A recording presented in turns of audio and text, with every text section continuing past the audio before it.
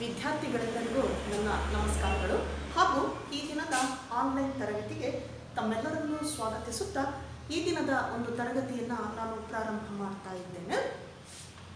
In yesterday's class we discussed about the new chapter Human Health and Diseases. We discussed what is meant by health, then diseases caused by some pathogens. Pathogens nothing but disease causing agents. There are several types of pathogens cause diseases to human. Those are classified into bacteria, virus, helminthes, then protozoans. Bacteria, virus, helminthes, protozoans and fungi. So these are different groups of pathogens. Pathogens nothing but disease causing agents. Some of them are parasites. Some of them are parasites. They live in the body of human and also other animals. Parasites.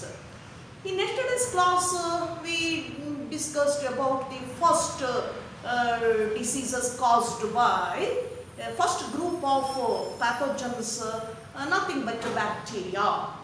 So the bacteria causes different types of diseases, but in your syllabus mentioned only two diseases. One is typhoid, another one is pneumonia. These two diseases are mentioned in your syllabus. These two caused by bacteria. In yesterday's class already discussed the first disease, typhoid, caused by a bacterium known as the Salmonella typhi. Salmonella typhi. So that attacks the intestinal part of human. So the transmission of disease through contamination of food and water. So the test to detect typhoid by Widal test. Then in today's class we will discuss about the next disease again caused by a bacterium known as Streptococcus pneumoniae and Haemophilus influenzae. These two bacterium cause or responsible for the causing of next disease, that is pneumonia. Pneumonia, another disease caused by a bacterium called Streptococcus pneumoniae. Streptococcus pneumoniae.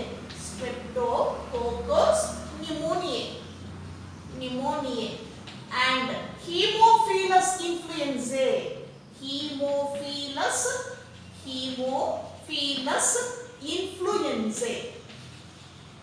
influenzae.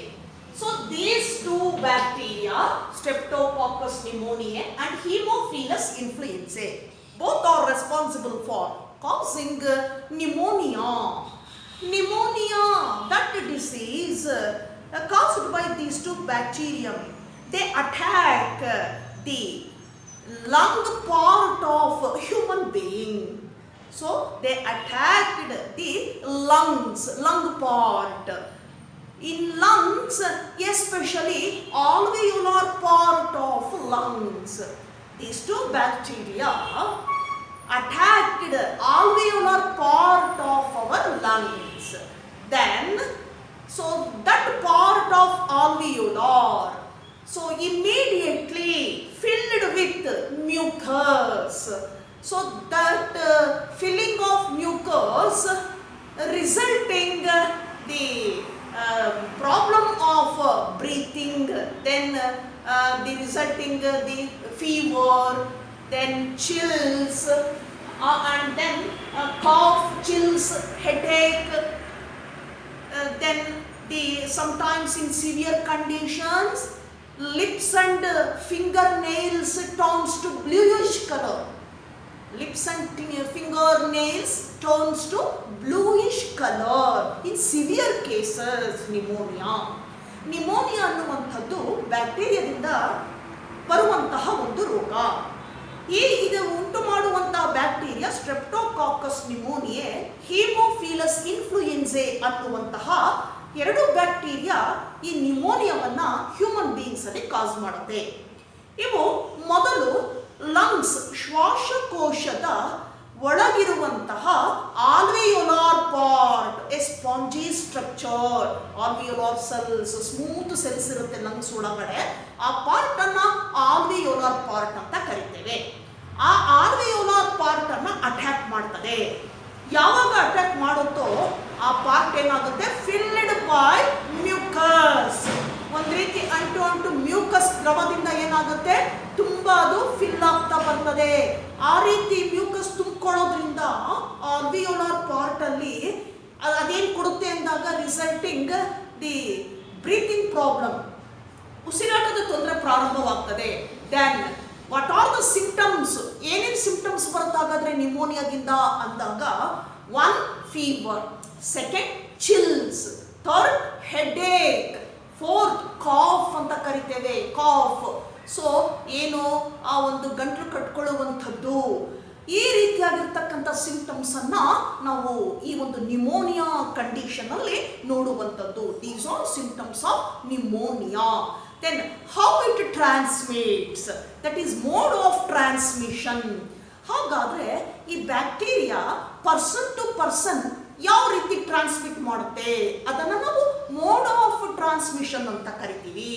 So this disease transmitted from infected person to healthy person, infected person to healthy person by the droplets of cough inhaled by healthy person. ಏನು ಸೋಂಕಿತ ವ್ಯಕ್ತಿ ಏನಿದ್ದಾನೆ ಅವನಿಂದ ಬರುವಂತಹ ಕಾಫಲ್ಲಿ, ಆ ಕಾಫಲ್ಲಿ ಇರ್ತಕ್ಕಂತಹ droplets ಏನಾಗ್ತದೆ, ಅದು ಹೊರಗಡೆ ಬಂದಾಗ ಅದನ್ನ ಆರೋಗ್ಯವಂತ ವ್ಯಕ್ತಿ ಇನ್ಹೇಲ್ ಮಾಡಿದಾಗ, ಅಂದ್ರೆ ಆ ಉಸಿರನ್ನ ತೆಗೆದುಕೊಂಡಾಗ along with those droplets, so ಎಲ್ಲಿಂದ ಬಂದಿರುತ್ತೆ, comes out from the infected person, ಅವನಿಂದ ಬಂದಿರ್ತದೆ. ಸೊ ಅವನು ಯಾವಾಗ ಅದನ್ನ ಉಗುಳಿರ್ತಾನೋ ಅಥವಾ ಸ್ನೀಸ್ ಅಂತ ಕರಿತೇವೆ, ಆ ರೀತಿ ಆದಾಗ ಹೊರಗೆ ಬಂದಾಗ ಅಂಥದ್ದನ್ನ ಆರೋಗ್ಯವಂತ ವ್ಯಕ್ತಿ ಇನ್ಹೇಲ್ ಮಾಡ್ಕೊಂಡಾಗ ಏನಾಗ್ತದೆ, ಈ ರೋಗಾಣುಗಳು ಆ ಆರೋಗ್ಯವಂತ ವ್ಯಕ್ತಿಯ ದೇಹದ ಒಳಗೆ ಪ್ರವೇಶ ಮಾಡಿ ಮತ್ತೆ ಲಂಗ್ಸ್ ಅನ್ನು ಅಟ್ಯಾಕ್ ಮಾಡಿ and they cause pneumonia to healthy person. ಇದು ಮೋಡ್ ಆಫ್ ಟ್ರಾನ್ಸ್ಮಿಷನ್ ಅಂತ ಕರಿತೀವಿ. ಹೇಗೆ ರೋಗ ಒಬ್ಬರಿಂದ ಮತ್ತೊಬ್ಬರಿಗೆ ಹರಡುತ್ತೆ ಅಂದಾಗ, ಸೊ ಇನ್ಫೆಕ್ಟೆಡ್ ಪರ್ಸನ್ ಏನಿದೆ ಅವರ ಒಂದು ಕಾಫ್ ಅಲ್ಲಿರ್ತಕ್ಕಂಥ droplets inhaled by healthy person, so that disease causes to healthy person. Mode of transmission. In case sometime using of cloths, pens and other objects from the infected persons, that may be cause the infection to healthy person. ಕೆಲವು ಸಂದರ್ಭದಲ್ಲಿ ನಿಮೋನಿಯಾದಿಂದ ಬಳಲುತ್ತಿರುವಂತಹ ವ್ಯಕ್ತಿಯು ಉಪಯೋಗಿಸಿದಂತಹ ಏನು pen ಇರಬಹುದು ಅಥವಾ book ಇರಬಹುದು, cloth, kerchief ಇರಬಹುದು, ಅದನ್ನೇನಾದರೂ ಆರೋಗ್ಯವಂತ ವ್ಯಕ್ತಿ ಬಳಸಿದಲ್ಲಿ ಆಗ ಈ ರೋಗ ಈ ಇನ್ಫೆಕ್ಟೆಡ್ ಪರ್ಸನ್ ನಿಂದ ಮತ್ತೆ ಆರೋಗ್ಯವಂತ ಒಂದು ವ್ಯಕ್ತಿಗೆ ಸುಲಭವಾಗಿ ಹರಡುತ್ತೆ. ಇದು ನಾವು ಸಿಂಪ್ಟಮ್ಸ್ ಅಂಡ್ ಏನಂತ ಕರಿತೀವಿ, ಮೋಡ್ ಆಫ್ ಟ್ರಾನ್ಸ್ಮಿಷನ್, ಯಾವ ರೀತಿ ಒಬ್ಬರಿಂದ ಮತ್ತೊಬ್ಬರಿಗೆ ಟ್ರಾನ್ಸ್ಮಿಟ್ ಆಗುವಂಥದ್ದು. So that is the pneumonia ಅಂತ ಕರಿತೇವೆ. That is pneumonia. So the bacterial diseases, bacteria also causes different diseases like plague, diphtheria, dysentery. ಇದೆರಡೇ ಅಲ್ಲ, ಟೈಫಾಯ್ಡ್ ಮತ್ತೆ ನ್ಯೂಮೋನಿಯಾ ಅಷ್ಟೇ ಅಲ್ಲ, ಇನ್ನು ಬೇರೆ ರೀತಿಯ ಡಿಸೀಸಸ್ ಅನ್ನ ಬ್ಯಾಕ್ಟೀರಿಯಾ ಕಾಸ್ ಮಾಡುತ್ತೆ ಹ್ಯೂಮನ್ ಬೀಯಿಂಗ್ಸ್ ಅಲ್ಲಿ. ಮೇನ್ಲಿ ಡಿಫ್ತೀರಿಯಾ ಅಂತ ಕರಿತೇವೆ, ಡಿಫ್ತೀರಿಯಾ, ಡಿಸೆಂಟ್ರಿ ಅಂಡ್ ಪ್ಲೇಗ್. ಡಿಫ್ತೀರಿಯಾ ಅಂತಂತಂದ್ರೆ ನಾಯಿ ಕೆಮ್ಮು ಅಂತ ಹೇಳ್ಬಿಟ್ಟು ಕರಿತೀವಿ. ಸೊ ಡಿಫ್ತೀರಿಯಾ, ಡಿಸೆಂಟ್ರಿ ಅಂಡ್ ಪ್ಲೇಗ್, ಇದಿಷ್ಟು ಈ ಮೂರು ಬ್ಯಾಕ್ಟೀರಿಯಾದಿಂದಲೇ ಬರುವಂತಹ ರೋಗಗಳು ಹ್ಯೂಮನ್ ಬೀಯಿಂಗ್ಸ್ ಅಲ್ಲಿ. ಅಲ್ಲಿಗೆ ಒಂದು ಪ್ಯಾಥೋಜನ್ ಬ್ಯಾಕ್ಟೀರಿಯಾ ಗ್ರೂಪ್ ಇಂದ ಬರುವಂತಹ ಡಿಸೀಸಸ್ ಅನ್ನ ನಾವು ಸ್ಟಡಿ ಮಾಡಿದಾಗಾಯ್ತು. So in your syllabus mentioned only 2 diseases caused by bacteria, one group of pathogen. One is typhoid, another one is pneumonia. So among these two, other diseases like diphtheria, dysentery, plague also caused by bacteria. Now we move on to viral infection, that is diseases caused by viruses. ಈಗ ಎರಡನೇ pathogen ಗ್ರೂಪಿಗೆ ಹೋಗೋಣ, ಅದು viruses ಅಂತ ಕರಿತೇವೆ. So in your textbook, in your syllabus, only one disease is mentioned caused by viruses, that is common cold. Common cold ಅನ್ನೋದನ್ನ mention ಮಾಡಿದ್ದಾರೆ. Second group of pathogen, nothing but viruses. So the common cold, next one is common cold. Common cold caused by group of viruses called rhinoviruses. ಏನಂತ ಕರಿತೀವಿ? rhinoviruses ಅಂತ ಕರಿತೀವಿ. RHINO, rhinoviruses caused common cold. Common cold ಸಾಮಾನ್ಯವಾಗಿ ಬರುವಂತಹ ನೆಗಡಿ. So ಇದನ್ನ rhinoviruses ಅನ್ನುವಂತ group of viruses cause ಮಾಡುತ್ತೆ ಹ್ಯೂಮನ್ ಬೀಯಿಂಗ್ಸ್ ಅಲ್ಲಿ. So this group of viruses attack the passage of lungs. So respiratory passage ಏನಿದೆ ಒಳಗಡೆ ಹೋಗುವಂತ ಪ್ಯಾಸೇಜ್, ಆ ಪ್ಯಾಸೇಜ್ ಅನ್ನ ಅಟ್ಯಾಕ್ ಮಾಡುತ್ತೆ. ನಾಟ್ ಲಂಗ್ಸ್, ಶ್ವಾಸಕೋಶಗಳಿಗೆ ತಗುಲೋದಿಲ್ಲ, ಅಟ್ಯಾಕ್ ಮಾಡೋದಿಲ್ಲ, ಪ್ಯಾಸೇಜ್ಗೆ ಅಟ್ಯಾಕ್ ಮಾಡುತ್ತೆ. Respiratory passage.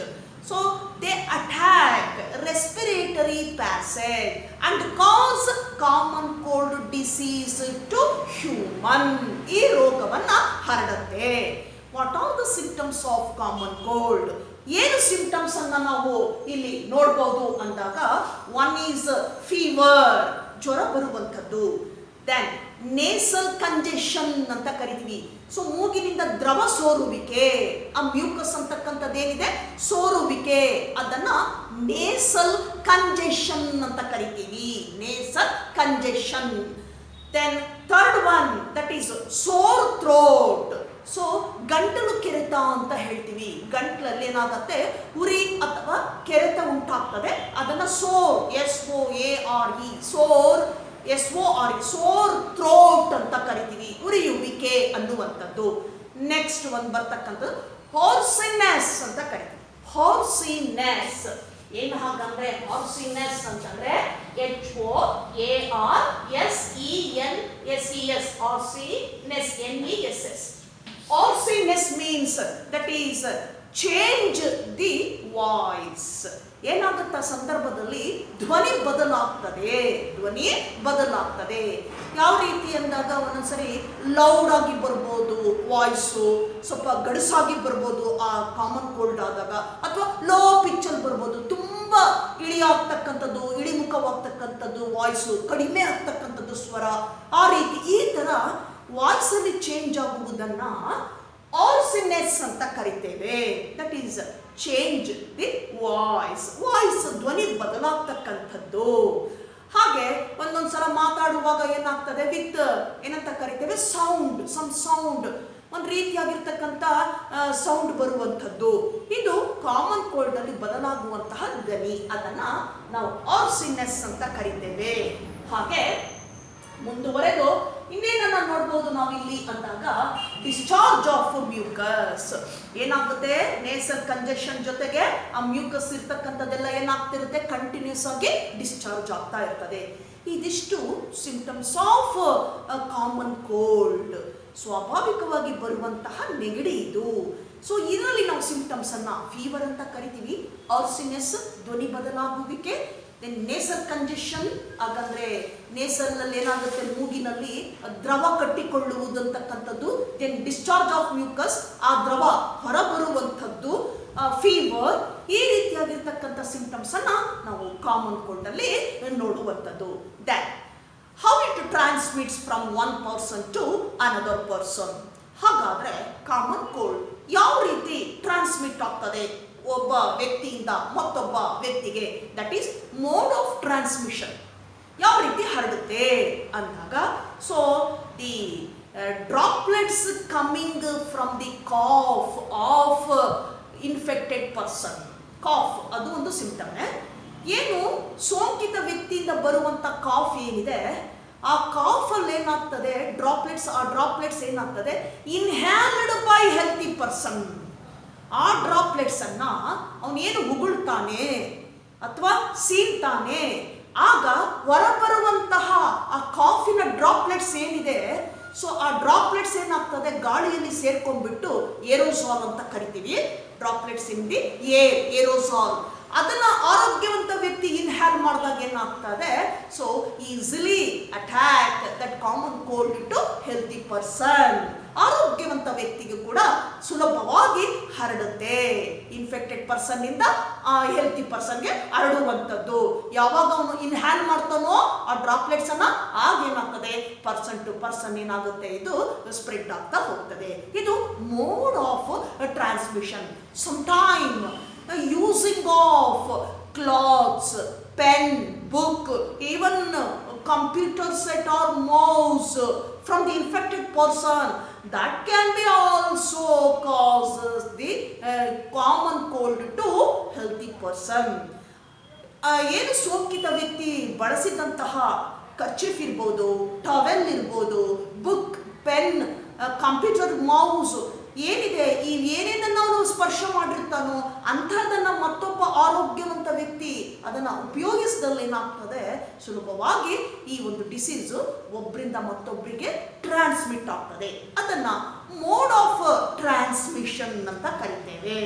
So this is the brief account of common cold caused by a group of viruses called rhinoviruses ಅಂತ ಕರಿತೇವೆ. rhinoviruses. Now we move on to the next one, malaria. That malaria caused by another group of pathogen. So next disease, malaria. So next group of pathogen, nothing but protozoans.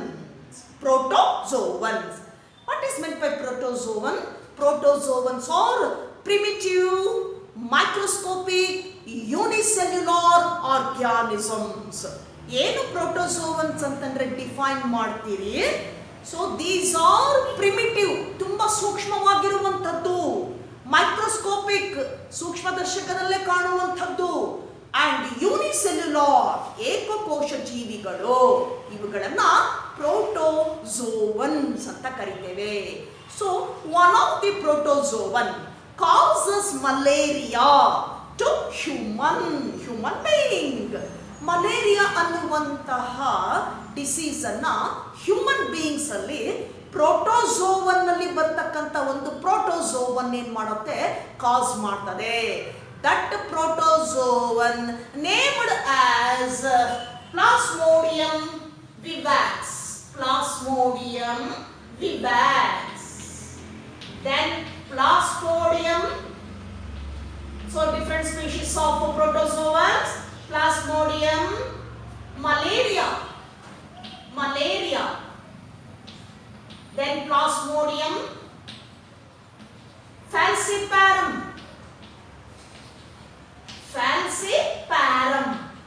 So these are the main species to cause or responsible for malaria to humans. These three species belongs to the protozoans: Plasmodium vivax, Plasmodium malaria, Plasmodium falciparum. Among these, Plasmodium falciparum causes malaria. So the most of the cases that malaria caused by Plasmodium falciparum, that species responsible for the causing of malaria in most conditions or chances. So ಹೆಚ್ಚಿನ ಒಂದು chances ಇದರಿಂದ ಬರುವಂಥದ್ದು. that is Plasmodium falciparum. Other two, that is different species of protozoans, Plasmodium vivax, Plasmodium falciparum, Plasmodium malaria. And now, so malaria caused by protozoans like Plasmodium falciparum and vivax, Plasmodium vivax. So that sporozoite, that protozoan causes malaria to human by the using of a vector, by using or through the vector named as female Anopheles mosquito. ಯಾವ್ದ್ರ ಮೂಲಕ ಹರಡುತ್ತೆ ಇದು? ಈ ಒಂದು ನೇರವಾಗಿ ಮನುಷ್ಯನನ್ನ ಸೇರಲ್ಲ, ಇದು ಯಾವ್ದ್ರ ಮೂಲಕ ಬರ್ತದೆ? Female Anopheles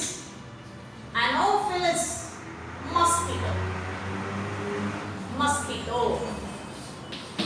So when mosquito bite the human, then suck blood from the human body, then these sporozoites, so the malaria caused by Plasmodium vivax or falciparum, so the infectious form of that species nothing but sporozoites. ಅಂದ್ರೆ ಏನು ಈ ರೋಗಾಣು ಇದೆ, ಈ ಜೀವಿ cause ಮಾಡುತ್ತಲ್ಲ malaria, ಇದು Anopheles, female Anopheles mosquito ಮೂಲಕ ಅದು so that play or serves as a vector, ಅಂದ್ರೆ ರೋಗಾಣುವನ್ನ ಕೊಂಡೊಯ್ಯುವಂತಹ ಒಂದು ಆರ್ಗ್ಯಾನಿಸಮ್ ಆಗ್ತದೆ ಮಸ್ಕಿಟೋ. ಹಾಗಾಗಿ ಅದನ್ನ ವೆಕ್ಟರ್ ಅಂತ ಕರಿತೀವಿ. Vector nothing but transmits disease from person to person. ಯಾವುದು ಡಿಸೀಸ್ ಅನ್ನ ಟ್ರಾನ್ಸ್ಮಿಟ್ ಮಾಡುತ್ತೋ ಮಧ್ಯವರ್ತಿನೋ ಅದನ್ನ ನಾವು ವೆಕ್ಟರ್ ಅಂತ ಕರೀತೇವೆ. ಇಲ್ಲಿ ಏನಾಗುತ್ತೆ, ಈ ಒಂದು ಪ್ರೋಟೋಜೋವನ್ನು ನೇರವಾಗಿ ಆ ಮನುಷ್ಯನ ದೇಹವನ್ನ ಸೇರ್ಲಿಕ್ಕೆ ಆಗೋದಿಲ್ಲ.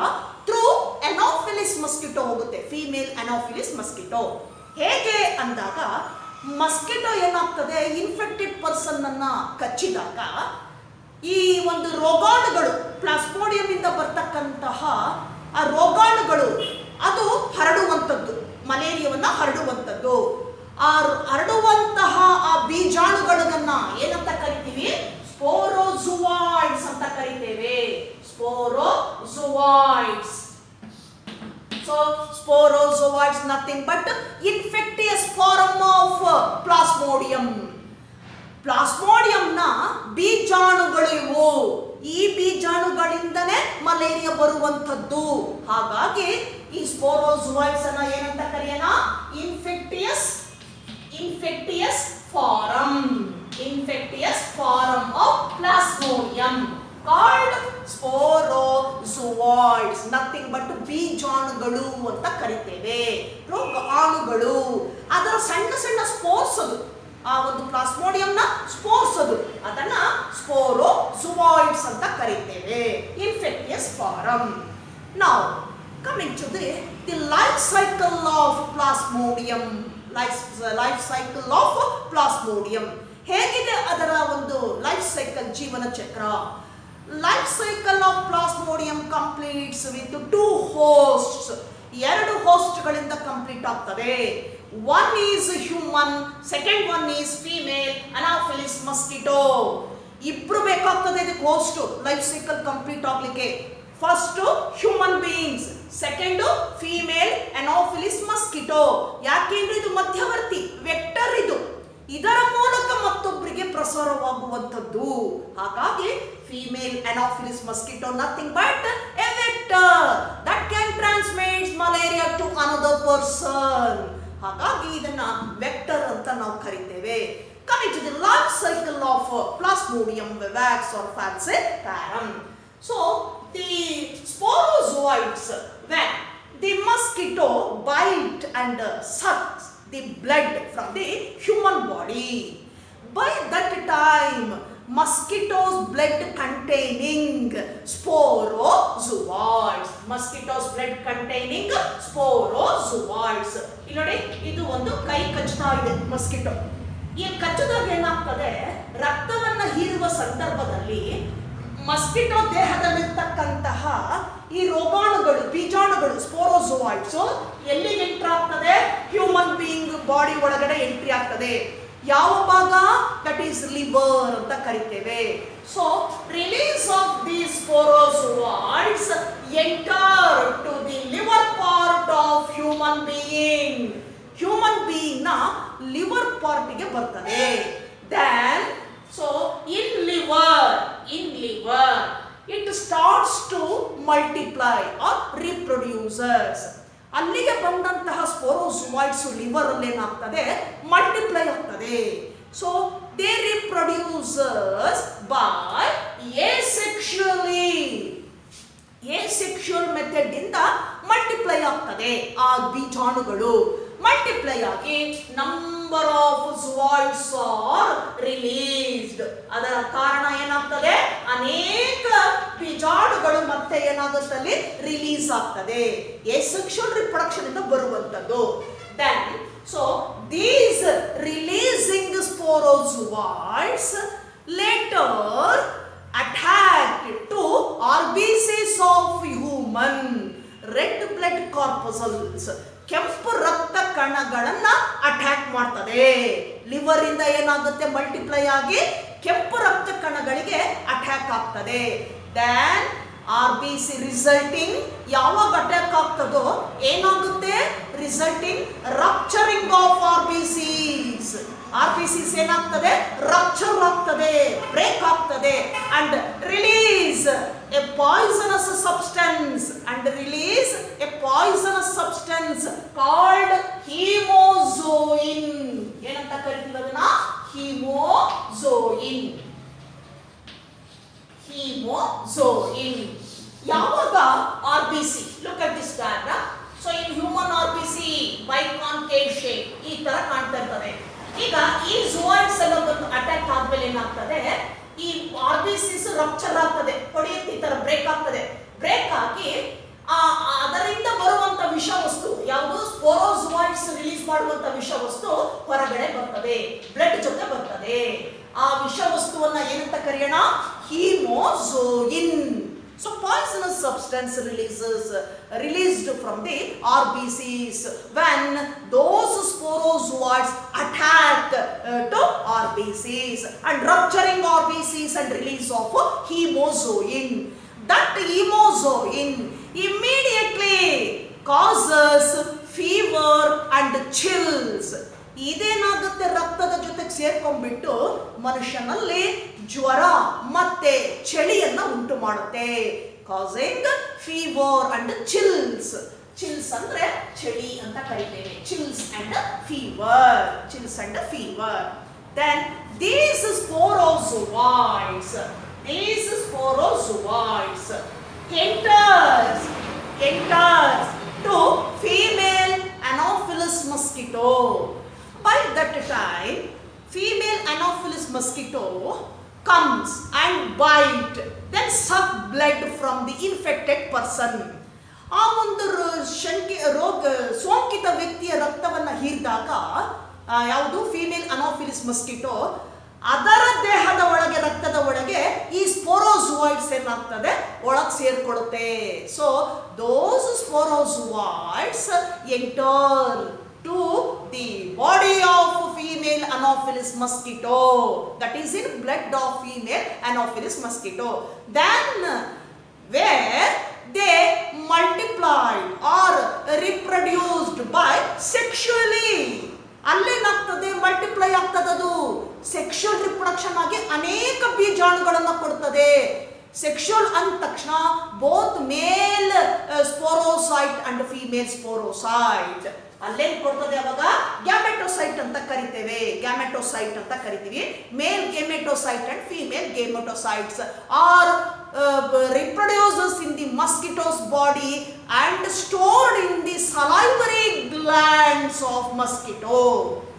ಅಲ್ಲಿ ರಿಲೀಸ್ ಆಗಿರ್ತಕ್ಕಂತಹ ಗೆಮೆಟೋಸೈಟ್, ಮೇಲ್ ಮತ್ತೆ ಫೀಮೇಲ್ ಗೆಮೆಟೋಸೈಟ್ ಸೆಕ್ಷುವಲ್ ರಿಪ್ರೊಡಕ್ಷನ್ ಇಂದ ಬರುತ್ತೆ. ಬಂದಿದ್ದು ಮಸ್ಕಿಟೋಸ್ ಅಲ್ಲಿ ಏನಾಗ್ತದೆ? ಸಲೈವರಿ ಗ್ಲ್ಯಾಂಡ್ ಅಲ್ಲಿ ಸ್ಟೋರ್ ಆಗ್ತದೆ. ಸಲೈವರಿ ಗ್ಲ್ಯಾಂಡ್ ಅಲ್ಲಿ ಸ್ಟೋರ್ ಆಗ್ತದೆ. ಅಲ್ಲಿಂದ ಏನಾಗ್ತದೆ, ಅದು ಆ ಮಸ್ಕಿಟೋ ಮತ್ತೊಬ್ಬ ಆರೋಗ್ಯವಂತ ವ್ಯಕ್ತಿಯನ್ನ ಕಚ್ಚಿದಾಗ ಆ ಸಲೈವರಿ ಗ್ಲ್ಯಾಂಡ್ಸ್ ಅಲ್ಲಿರ್ತಕ್ಕಂಥ ಗ್ಯಾಮೆಟೋಸೈಟ್ಸ್ ಅದೇನಾಗುತ್ತೆ, ಸ್ಪೋರೋಸೈಟ್ಸ್ ಮತ್ತೆ ಆರೋಗ್ಯವಂತ ಮನುಷ್ಯನ ಲಿವರ್ ಅನ್ನ ಅಟ್ಯಾಕ್ ಮಾಡುತ್ತೆ.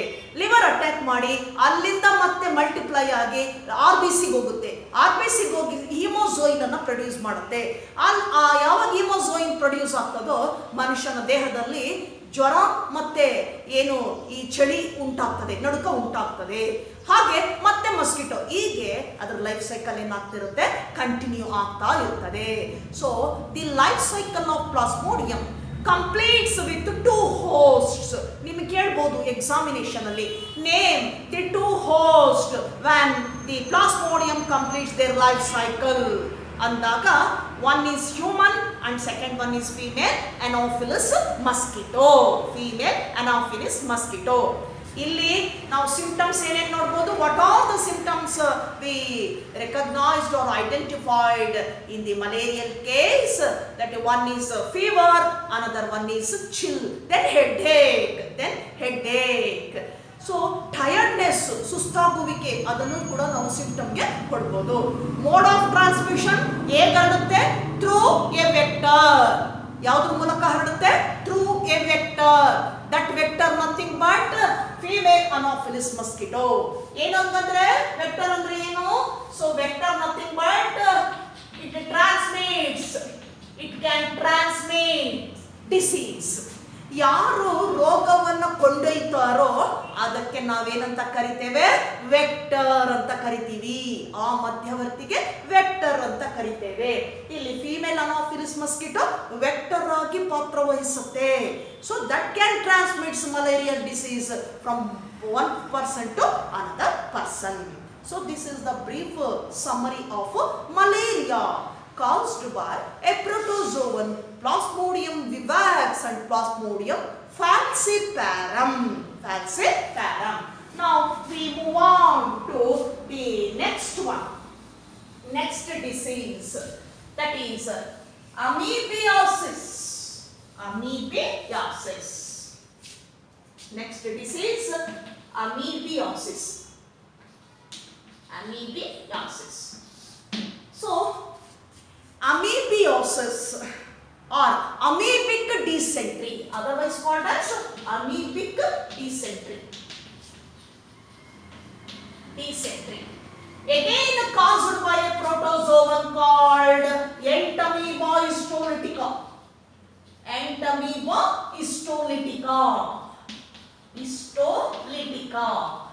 So that belongs to the phylum Protozoa, class Sporozoa. So ಇನ್ನೊಂದು ಪ್ರೋಟೋಜೋವನ್ನಿಂದ ಮನುಷ್ಯನಿಗೆ ಬಂದಾಗ ಅಮೀಬಿಯಾಸಿಸ್ ಅಂತ ಕರಿತೇವೆ, ಅಥವಾ ಅಮೀಬಿಕ್ ಡಿಸೆಂಟ್ರಿ, ಆಮಶಂಕೆ ಅಂತ ಹೇಳ್ತೀವಿ ನಾವು ಕನ್ನಡದಲ್ಲಿ, ಆಮಶಂಕೆ ಅಂತ ಕರಿತೇವೆ. ಇದು ಮತ್ತೊಂದು ಪ್ರೋಟೋಜೋವನ್ ಆಗಿರುವಂತಹ ಎಂಟಮೀಬಾ ಹಿಸ್ಟೋಲಿಟಿಕಾ ಅನ್ನುವಂತಹ ಆರ್ಗ್ಯಾನಿಸಮ್ ಇಂದ, ಮೈಕ್ರೋ ಆರ್ಗ್ಯಾನಿಸಮ್ ಇಂದ ಕಾಸ್ ಆಗುವಂತದ್ದು amoebic dysentery or amoebiasis. Again belongs to the phylum Protozoa, one of the protozoa, another protozoan to cause amoebiasis. What are the symptoms of this disease? So this Entamoeba histolytica attacks to large intestine of human, large intestine. ದೊಡ್ಡ ಕರಳನ್ನ ಆಕ್ರಮಿಸಿಕೊಳ್ಳುತ್ತೆ. ಎಲ್ಲಿಗೆ first attack ಮಾಡ್ಕೊಳ್ಳುತ್ತಿದ್ದು? ದೊಡ್ಡ ಕರಳು, large intestine of human body. That what are the symptoms of this disease, dysentery? One is constipation. Second one is abdominal pain. Third one is that is discharge of stools with blood cells and mucus. Tiredness. ನೋಡಿ, ಇಷ್ಟು symptoms ಅನ್ನ ನಾವು ಕೊಡಬಹುದು. ಚಿಹ್ನೆಗಳು ಯಾವ್ಯಾವುದು? ಒಂದು constipation, ಮಲಬದ್ಧತೆ ಅಂತ ಕರಿತೀವಿ. ಸರಿಯಾಗಿ ಏನಾಗ್ತದೆ ಅಲ್ಲಿ ಮೋಷನ್ನು ಸುಮ್ಮನೆ ಕಂಟಿನ್ಯೂಸ್ ಆಗಿ ಡಿಸೆಂಟ್ರಿ ಅಂದರೆ ಹೋಗ್ತಾನೆ ಇರ್ತದೆ, ಕಾನ್ಸ್ಟಿಪೇಷನ್ ಅಂತ ಕರಿತೇವೆ. ಆಹಾರ ಕೂಡ ಏನಾಗುತ್ತೆ ಅಲ್ಲಿ ಜೀರ್ಣ ಆಗೋದಿಲ್ಲ. ಎರಡನೇದಾಗಿ ಅಬ್ಡಾಮಿನಲ್ ಪೇಯ್ನ್ ಅಂತ ಕರಿತೇವೆ. ಸೊ ಹೊಟ್ಟೆ ನೋವು ಬರುವಂಥದ್ದು, ಹೊಟ್ಟೆಯ ನೋವು ಕಾಣಿಸಿಕೊಳ್ಳುವಂಥದ್ದು. ಮೂರನೇದು tools, that is discharge of mucus. ಏನು ಸತತವಾಗಿ ಒಂದು ರೀತಿ ಲಿಕ್ವಿಡ್ ಟೈಪ್ ಡಿಸ್ಚಾರ್ಜ್ ಆಗ್ತಾ ಇರ್ತದೆ, ಅದನ್ನು ಟೂಲ್ಸ್ ಅಂತ ಕರಿತೇವೆ. ಅದರಲ್ಲಿ ಏನೇನಿರ್ತದೆ ಅಂದಾಗ that stools containing mucus and blood cells. ಅಲ್ಲೇನಾಗ್ತದೆ, ಆ ಡಿಸ್ಚಾರ್ಜ್ ಆಗುವಂಥ ದ್ರವದಲ್ಲಿ ರಕ್ತ ಮತ್ತು ಗಟ್ಟಿಯಾಗಿರುವಂತಹ ಮ್ಯೂಕಸ್ಸು ದ್ರವ, ಅಂಟು ದ್ರವ, ಇದು ಅದರ ಜೊತೆಗೆ ಏನಾಗ್ತಿರ್ತದೆ, ಡಿಸ್ಚಾರ್ಜ್ ಆಗ್ತದೆ. ಹಾಗಾಗಿನೇ ಇದನ್ನು ಆಮಶಂಕೆ ಅಂತ ಕರಿತೇವೆ, ಆಮಶಂಕೆ ಅಂತ ಕರಿತೇವೆ. ಇದು ಸಿಂಪ್ಟಮ್ಸ್ ಅಂತ ಹೇಳ್ತೀವಿ. Symptoms of amoebiasis caused by a protozoan called as the Entamoeba histolytica. Entamoeba histolytica. Then mode of transmission, ಹೇಗೆ ಹರಡುತ್ತೆ, ಒಬ್ಬ ವ್ಯಕ್ತಿಯಿಂದ ಮತ್ತೊಬ್ಬ ವ್ಯಕ್ತಿಗೆ ಹೇಗೆ ಹರಡುತ್ತಿದ್ದು ಅಂದಾಗ ಥ್ರೂ ಹೌಸ್ ಫ್ಲೈಸ್. ಯಾವುದ್ರ ಮೂಲಕ ಹರಡುತ್ತೆ?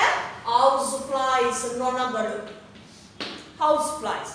ವೆನ್ ದಿ ಇನ್ಫೆಕ್ಟೆಡ್ ಪರ್ಸನ್ ಫೀಸಸ್, ಅವನು ಏನು ಹೊರಗಡೆ ಹೋಗಿರ್ತಾನೆ ಟಾಯ್ಲೆಟ್ಗೆ, ಸೊ ಅದರಲ್ಲಿ ಬರ್ತಕ್ಕಂಥ ಆ ವೇಸ್ಟಲ್ಲಿ ಬರ್ತಕ್ಕಂಥ ಆಮಶಂಕೆ ಅಂತ ಏನು ಹೇಳಿದ್ವಿ, ಅಮ್ಯೂಕಸ್ಸು. So that enters to the soil. That enters to the soil. By that time, house flies or bite or sit and absorb. So sit and absorb those particles. That is spores of Entamoeba histolytica.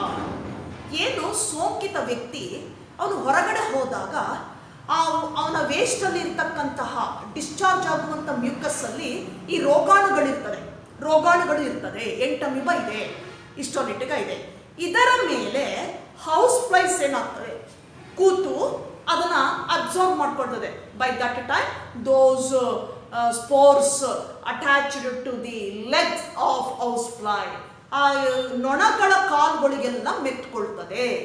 ಮೆತ್ಕೊಂಡಾಗ ಏನಾಗುತ್ತೆ, ಅದೇ ನೊಣ ಏನಾಗುತ್ತೆ ಬಂದು ಆಹಾರದ ಮೇಲೆ ಕೂತಾಗ, so that house flies come and sit on food items. ಏನು food items ಆಹಾರದ ಮೇಲೆ ಅಥವಾ ನೀರಿನಲ್ಲಿ ಕೂತಾಗ, so food or water, so that food and water become contaminated, ಕಲುಷಿತ ಆಗ್ತದೆ. So these spores enter to that food and water. That contaminated food and water taken by healthy human, so immediately these spores enters to the body of healthy person and causes amoebiasis. ಆ ಕಲುಷಿತ ಆಹಾರ ನೀರನ್ನ ಆರೋಗ್ಯವಂತ ವ್ಯಕ್ತಿ ಯಾವಾಗ ಸೇವನೆ ಮಾಡಿದಾಗ ಅವನ ದೇಹಕ್ಕೆ ಏನಾಗ್ತದೆ, ಈ ರೋಗಾಣುಗಳು ಎಂಟ್ರಿಯಾಗಿ ಅಮೀಬಿಯಾಸಿಸ್ ಅನ್ನ ಕಾಸ್ ಮಾಡುತ್ತೆ. ಇದು ಟ್ರಾನ್ಸ್ಮಿಷನ್, ಮೋಡ್ ಆಫ್ ಟ್ರಾನ್ಸ್ಮಿಷನ್. ಹೇಗೆ ಹರಡುತ್ತೆ ರೋಗ, ಈ ಒಂದು ಡಿಸೆಂಟ್ರಿ ಅನ್ನುವಂಥದ್ದು ಅಂದಾಗ ಹೌಸ್ ಫ್ಲೈಸ್ ಇಂದ ಹರಡುತ್ತೆ, ನೊಣಗಳಿಂದ ಹರಡುತ್ತೆ. Mode of transmission by house flies. Next another disease. Next one is another disease, that is ascariasis. Ascariasis. Ascariasis. So this ascariasis disease caused by, this is disease name ascariasis, caused by a helminths called Ascaris lumbricoides. Ascaris lumbricoides. Lumbricoids. A helminths. Helminths. So ಈಗ ಮತ್ತೊಂದು pathogen ಗ್ರೂಪಿಗೆ ಬರ್ತಾ ಇದ್ದೀವಿ ನಾವು, ಜಂತು. ಹೆಲ್ಮೆಂಥಿಸ್ nothing but ಜಂತು ಹುಳು ಅಂತ ಕರಿತೀವಿ. ಯಾವುದದು?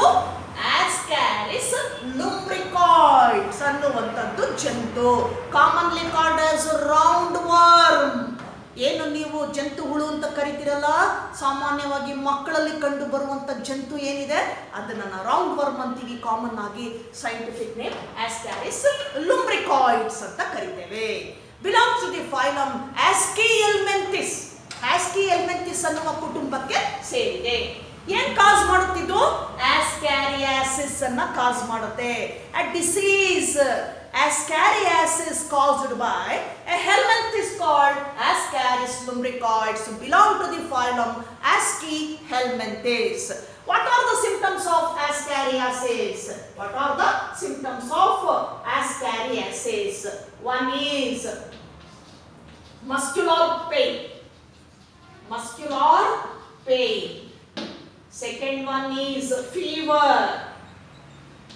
Fever. Then third one is anemia. Anemic ಅಂತ ಕರೀತೀವಿ. Anemia, tiredness, etc. These are the symptoms of Ascariasis ಅಂತ ಕರೀತೇವೆ. ಜಂತುಹುಳು. ಸಣ್ಣ ಮಕ್ಕಳಲ್ಲಿ ನಾವು ನೋಡ್ತೇವೆ ಹೆಚ್ಚಾಗಿ ಸಿಹಿ ಪದಾರ್ಥವನ್ನ ತಿನ್ನೋದ್ರಿಂದ, ಹಾಗೇನೆ ಏನಾದರೂ ನೀರಿನಲ್ಲಿ ಇದರ ಸ್ಪೋರ್ಸ್ ಇದ್ದಾಗ ಅದರ ಮೂಲಕ ಏನಾಗುತ್ತೆ, ಆ ಒಂದು ಇಂಟೆಸ್ಟೈನ್ ಪಾರ್ಟ್ ಅನ್ನ ಸೇರ್ಕೊಳ್ತದೆ.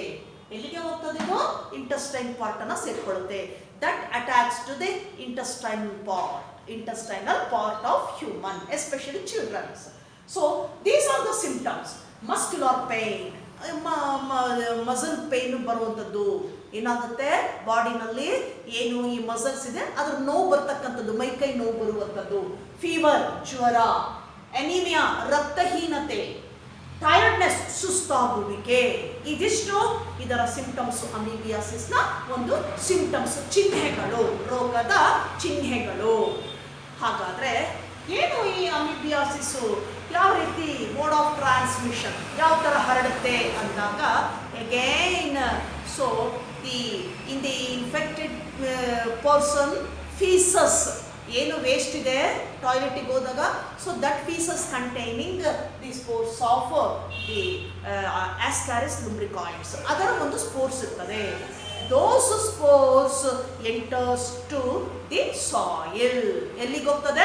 ಮಣ್ಣಿಗೆ ಸೇರ್ಕೊಳ್ತದೆ. ಹೊರಗಡೆ ಹೋಗಿದ್ವಿ ಮಕ್ಕಳು, ಹೊರಗಡೆ ಹೋದಾಗ ಅವರ ಟಾಯ್ಲೆಟ್ ಅಲ್ಲಿ ಇರ್ತಕ್ಕಂತಹ ಆ ವೇಸ್ಟ್ ಅಲ್ಲಿ ಇದ್ರ ಸ್ಪೋರ್ಸ್ ಇರ್ತದೆ.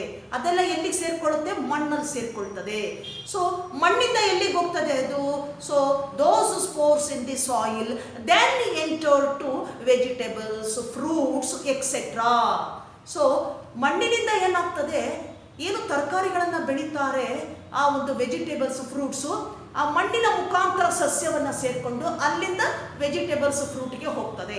ಹೋಗಿ ಅದರ ಮೂಲಕ ಏನಾಗ್ತದೆ, ಅಂತಹ ವೆಜಿಟೇಬಲ್ಸು, ಫ್ರೂಟ್ಸು ಕಂಟ್ಯಾಮಿನೇಟೆಡ್ ಏನಿದೆ ಅದನ್ನು ಉಪಯೋಗಿಸೋದ್ರಿಂದ ಏನಾಗುತ್ತೆ, ಆ ಸ್ಪೋರ್ಸು ದೇಹವನ್ನು ಪ್ರವೇಶಿಸಿ causes ascariasis.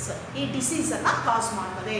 So contaminated vegetables, fruits eaten by healthy persons, then those spores in the soil enter to the fruit and vegetables, that enters to the body of human ಬಾಡಿನ ಪ್ರವೇಶ ಮಾಡಿ cause amoebiasis.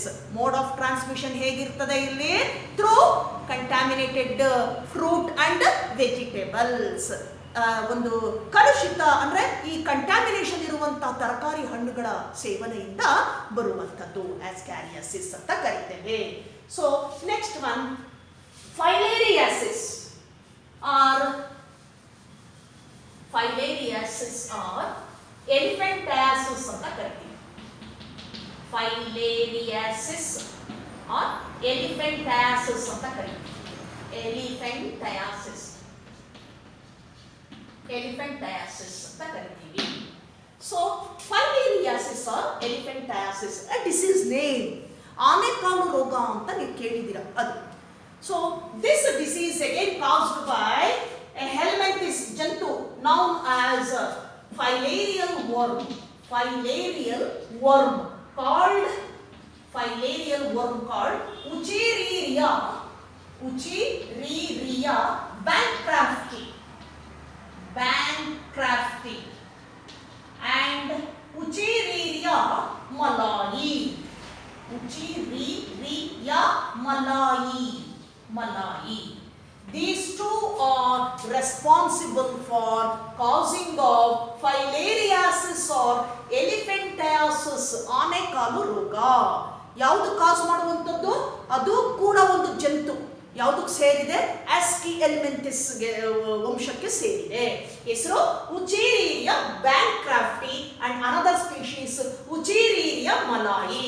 ಇಲ್ಲಿ ನೀವು ಬರೆಯುವಾಗ W ಒಂದು full stop ಇಟ್ಟು ಬ್ಯಾಂಕ್ರಾಫ್ಟಿ and Wuchereria malai ಅಂತಾನು ಕೂಡ ಬರೀಬಹುದು. ಉಚೇರಿರಿಯಾ ಬ್ಯಾಂಕ್ರಾಫ್ಟಿ, ಉಚೇರಿರಿಯಾ ಮಲಾಯಿ. ಕಾಮನ್ಲಿ ಕಾಲ್ಡ್ ಫೈಲೇರಿಯಲ್ ವರ್ಮ್ ಅಂತ ಕರಿತೀವಿ. ಫೈಲೇರಿಯಲ್ ವರ್ಮ್. ದೆನ್ ಹೇಗೆ ಅಟ್ಯಾಕ್ ಆಗ್ತದೆ? This worm attached to the lymphatic vessels of lower limbs.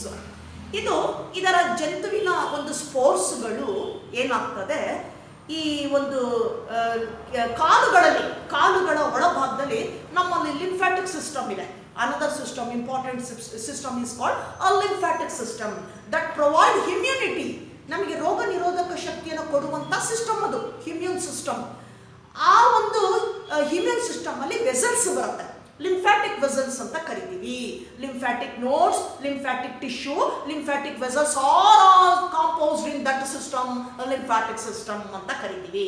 ಆ lymphatic vessels, so they attack the lymphatic vessels of lower limbs. ಏನು ಕೆಳಗಡೆ ಕಾಲುಗಳಿದೆ, ಕಾಲುಗಳ ಒಳಗಿರುವ ಲಿಂಫ್ಯಾಟಿಕ್ ವೆಸಲ್ಸ್ ಅನ್ನ ಅಟ್ಯಾಕ್ ಮಾಡ್ತದೆ. Resulting that is swelling of legs. ಏನಾಗ್ತದೆ? ಆನೆ ಕಾಲಿನ ತರ ಊದ್ಕೊಳ್ಳುತ್ತೆ. Swelling of legs. ಆ ವೆಸಲ್ಸ್ ಯಾವಾಗ ಅಟ್ಯಾಕ್ ಮಾಡ್ಕೊಳ್ತದೋ ಕಾಲೇನಾಗುತ್ತೆ, ಅಲ್ಲಿ ಸ್ವೆಲ್ ಬರ್ಲಿಕ್ಕೆ ಸ್ಟಾರ್ಟ್ ಆಗ್ತದೆ, ಉಬ್ಬಿಕೊಳ್ಳಿಕ್ಕೆ ಸ್ಟಾರ್ಟ್ ಆಗ್ತದೆ. Even in some cases the swelling of genitalia, ಏನು ಎಕ್ಸ್ಟರ್ನಲ್ ಜೆನೈಟೇಲಿಯಾ ಇದೆ ಅದು ಕೂಡ ಕೆಲವು ಸಂದರ್ಭದಲ್ಲಿ ಏನಾಗುತ್ತೆ, ಊದ್ಕೊಳ್ಳಿಕ್ಕೆ ಪ್ರಾರಂಭವಾಗ್ತದೆ. ಇದನ್ನೇ ನಾವು ಆನೆಕಾಲು ರೋಗ ಅಂತ ಕರಿತೀವಿ. ಉಚೇರಿರಿಯಾ ಬ್ಯಾಂಕ್ರಾಫ್ಟಿ ಮತ್ತೆ ಮಲಾಯಿ ಎನ್ನುವಂತಹ ಜಂತುಗಳಿಂದ ಹರಡುವಂಥದ್ದು. ಸೊ ಸಿಂಪ್ಟಮ್ಸ್ ಏನು ಹೇಳ್ಬೋದು ನಾವು ಇಲ್ಲಿ ಅಂದಾಗ, that is swelling of legs, lower limbs ಅಂತ ಕರಿತೀವಿ. ಕೆಳಗಿನ ಕಾಲುಗಳು ಏನಿದ್ದಾವೆ ಆ ಕಾಲುಗಳು ಊದಿಕೊಳ್ಳುವುದು, ಉಬ್ಬಿಕೊಳ್ತಕ್ಕಂಥದ್ದು, ಸ್ವೆಲ್ಲಿಂಗ್ ಆಫ್ ಲೋಯರ್ ಲಿಂಬ್ಸ್ ಅಂತ ಕರಿತೀವಿ. Because they attack to the lymphatic vessels of lower limbs. Even some cases swelling of genitalia, external genitalia ಅದು ಕೂಡ ಏನಾಗ್ತದೆ, ಊದಿಕೊಳ್ಳುವಂತಹ ಒಂದು ಚಾನ್ಸಸ್ ಇರ್ತದೆ. ಇದು symptom. Then mode of transmission, ಹೇಗೆ ಹರಡುತ್ತೆ ರೋಗ ಅಂದಾಗ, through a vector called female mosquito. A vector called female mosquito. ಇಲ್ಲಿ ಅನಾಫಿಲಿಸ್ ಅಲ್ಲ, ಯಾವುದಾದ್ರೂ ಫೀಮೇಲ್ ಮಸ್ಕಿಟೋ ಏನ್ ಮಾಡ್ತದೆ, ಈ ರೋಗಾಣುಗಳನ್ನ, ಈ ಜಂತುಹುಳುವಿನಿಂದ ಬಂದಂತಹ ರೋಗಾಣುಗಳನ್ನ, ಬೀಜಾಣುಗಳನ್ನ ಏನ್ ಮಾಡುತ್ತೆ, ಕೊಂಡೊಯ್ಯುತ್ತೆ, ಒಬ್ಬರಿಂದ ಮತ್ತೊಬ್ಬರಿಗೆ ಪ್ರಸಾರ ಮಾಡ್ತದೆ. ಹೇಗೆ ಅಂದಾಗ, ಇನ್ಫೆಕ್ಟೆಡ್ ಪರ್ಸನ್ ಇಂದ ಬಂದಂತಹ ರೋಗಾಣುಗಳು ಅವರ ಒಂದು ನೈಟ್ರೋಜನಸ್ ವೇಸ್ಟ್ ಫೀಸಸ್ ಅಲ್ಲಿ ಹೋಗ್ತದೆ. ಅದು ಏನಾಗ್ತದೆ, ಮಣ್ಣಲ್ಲಿ ಸೇರಿಕೊಳ್ತದೆ.